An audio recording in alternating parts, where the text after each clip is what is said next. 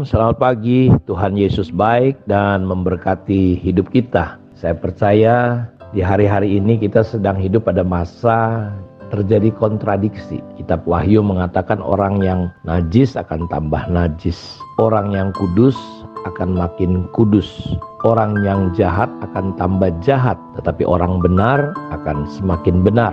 Jadi kita akan lihat ada dua situasi ini akan terjadi. Dan saya berharap, berdoa, kita memilih dan menjadi bagian di mana hidup kita diperbaharui dari hari ke hari. Kita terus dibangun di dalam kehendak dan rencana Allah yang besar dan luar biasa dalam kehidupan kita. Menjadi gereja kepenuhan Kristus yang memenuhi semua dan segala sesuatu.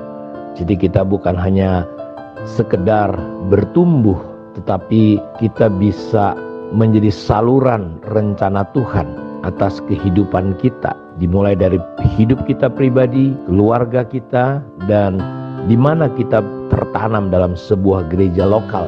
Karena kita sedang belajar gereja dari kitab Efesus dan kita sudah masuk bahwa kita melihat gereja yang mau dibangun oleh Tuhan adalah gereja yang perlu dibangun di atas dasar yang benar. Ya, tidak boleh ada dasar lain kecuali Kristus. Kristus harus jadi batu penjuru.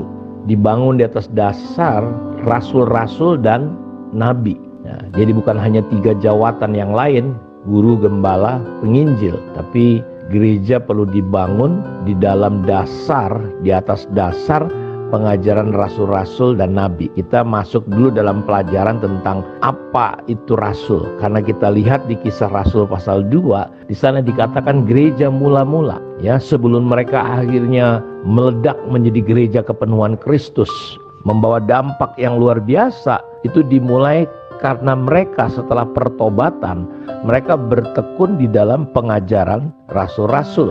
Karena itu saya percaya sebelum akhirnya kita melihat bagaimana gereja itu ya seperti dinamit meledak, ya, membawa impact, dampak yang luar biasa untuk kota pada waktu itu di Yerusalem. Bagaimana mujizat-mujizat Allah terjadi. Bagaimana kita melihat peristiwa malaikat membuka pintu penjara untuk Petrus. Dan kita melihat sebelumnya bahwa gereja mula-mula mereka hidup bertekun katanya di dalam pengajaran rasul-rasul. Karena itu saya percaya sebuah transformasi, sebuah kebangkitan itu, kebangkitan yang besar terjadi kapan? Ketika kita, ini orang-orang Kristen, ya, mau belajar mengalami yang namanya perubahan paradigma, transformasi. Saya percaya bahwa transformasi datang ketika ada impartasi dan pewahyuan dari Allah. Saudara, kita perlu terpanggil untuk mengalami terobosan perubahan demi perubahan, transformasi demi transformasi. Kenapa? Karena di Efesus itu dikatakan pasal 5 bahwa Tuhan ingin menempatkan gerejanya yang tidak bercacat dan berkerut. Cacat bicara tentang bekas luka, kerut bicara tentang proses penuaan. Karena itu kita perlu memberi diri kita hari-hari ini untuk mau diperbaharui, dibawa sesuai dengan konsep Tuhan. Jadi kalau kita ingin mengalami terobosan ini, kita perlu mengalami yang namanya transformasi sampai kita menjadi seperti Kristus. Kita tidak lagi menjadi orang asing. Saudara ada di gereja tapi menjadi pengganggu. Saudara ada di gereja bukan menjadi orang yang membangun, tapi terkadang banyak orang di gereja dia banyak merepet, banyak mengeluh, banyak menyalahkan. Orang kecil, orang kerdil, orang yang gak pernah maju itu selalu sibuk dengan masalah dan persoalan, keluhan, selalu menyalahkan. Gak ada yang sempurna di mata dia, semua salah karena dia pakai kacamata hitam. Ya, karena itu kita jangan sampai di gereja menjadi orang asing seperti yang dikatakan dalam kitab Efesus 2 ayat 19 sampai 22. Kamu bukan lagi orang asing, para oikos di luar rumah. Ya. Kita kadang-kala ada di dalam gereja tapi spirit kita, spirit orang asing, spirit pendatang. Saudara harus menjadi kawanan, ya, kawanan domba Allah, kawan sewarga dari orang-orang kudus. Ingat, kalau kita lihat, ya, iblis itu selalu menyerang yang namanya komunitas, kawanan. Paulus ingetin kepada para pemimpin di Efesus pada waktu itu sebelum dia pergi meninggalkan jemaat yang dilayaninya. Ketika aku keluar dari kamu, akan muncul dari dalam, dari antara kamu. Karena itu saudara hati-hati. Jangan sampai saudara menjadi pribadi yang memiliki spirit yang asing, spirit pendatang. Spirit yang di dalamnya justru serigala-serigala. Itu bisa diri kita, ego kita, ya. Dan apa yang dilakukan? Dari antara kamu akan muncul guru-guru palsu, serigala-serigala yang ganas, yang akan menyerang yang namanya kawanan, akan mencerai-beraikan. Karena itu Yesus tegas berkata, orang yang mencerai-beraikan itu lawan. Ya, walaupun dia satu komunitas, kalau kerjanya hanya memprovokasi, memecah belah di dalam gereja, saudaraku, ya, ingat Tuhan mengasihi gerejanya, dia sudah mati untuk itu. Orang yang mencerai-beraikan itu lawan, orang yang mengumpulkan itu teman. Ya, karena itu kita nggak boleh jadi orang asing atau pendatang. Kita adalah kawan sewarga, kawanan, dan ini yang diserang. Dan doa Yesus, biarlah kita ini semua gereja menjadi satu, saling menolong, saling mengasihi.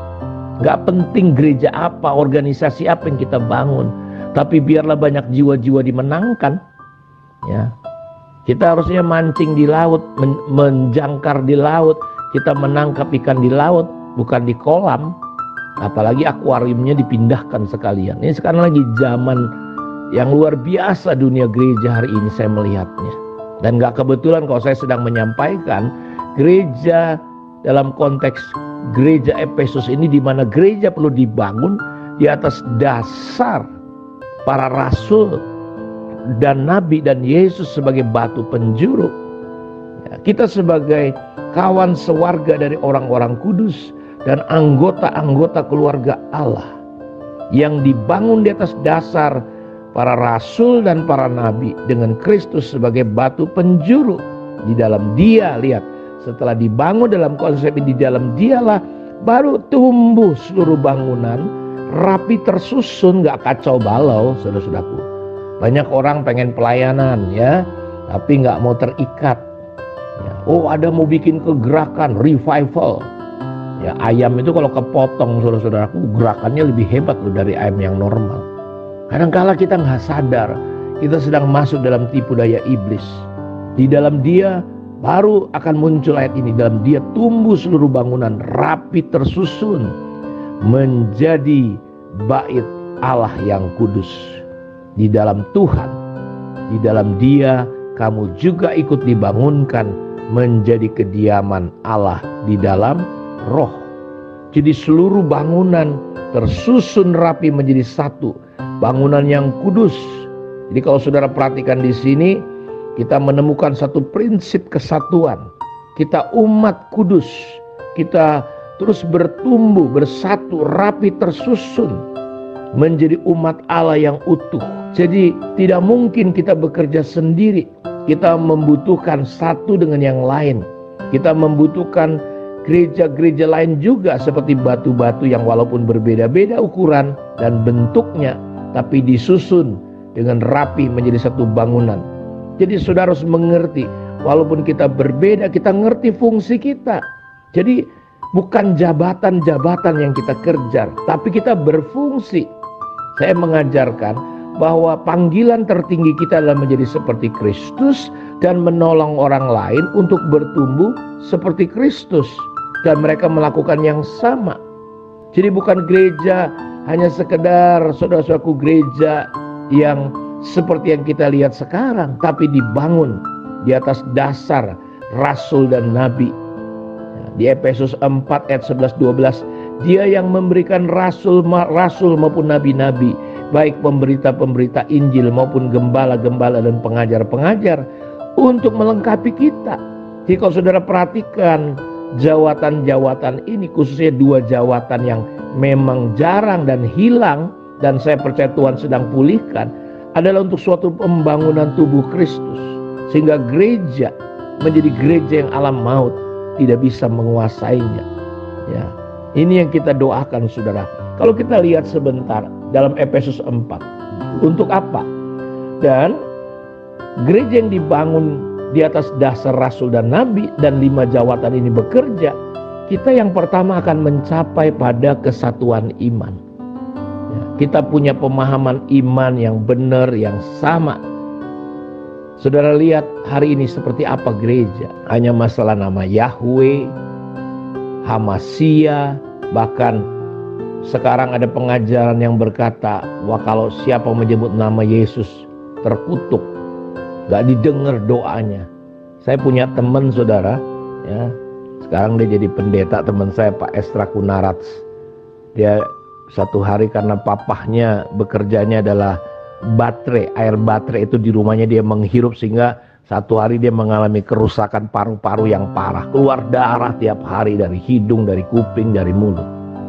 Ya, dia dengan latar belakang bukan orang Kristen. Dewanya banyak sekali jutaan katanya. Ketika dia mengalami sakit itu dia berdoa dan dia nggak sembuh-sembuh. Dia coba semua agama dan nggak sembuh juga.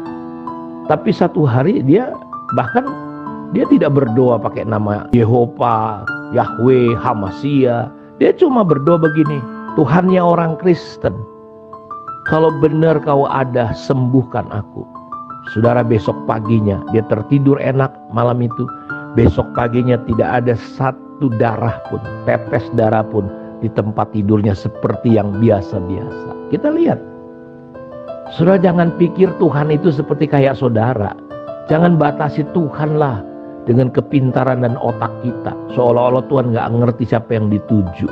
Karena itu kita diperlengkapi, dan ini kita butuh. Kenapa kita butuh dibangun gereja di atas dasar rasul dan nabi? Supaya kita bisa sampai pada kesatuan iman.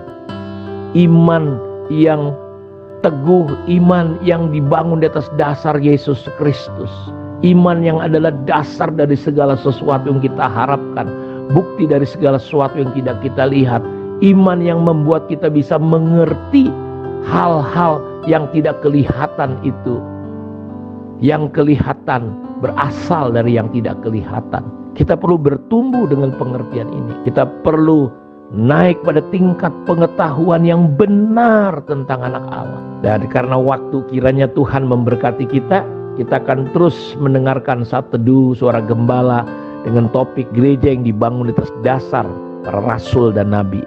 Kiranya Tuhan berkati kita. Mari kita berdoa. Terima kasih, diberkatilah semua umat-Mu ya Tuhan. Berikan pewahyuan, pencerahan, sehingga kami menjadi gereja yang siap dibangun, merelakan diri kami dibangun, disusun rapi untuk menjadi tempat kediaman Allah, dibangun di atas dasar pengajaran rasul-rasul dan nabi. Terpujilah Engkau Tuhan, di dalam nama Tuhan Yesus kami bersyukur dan terima berkat Tuhan.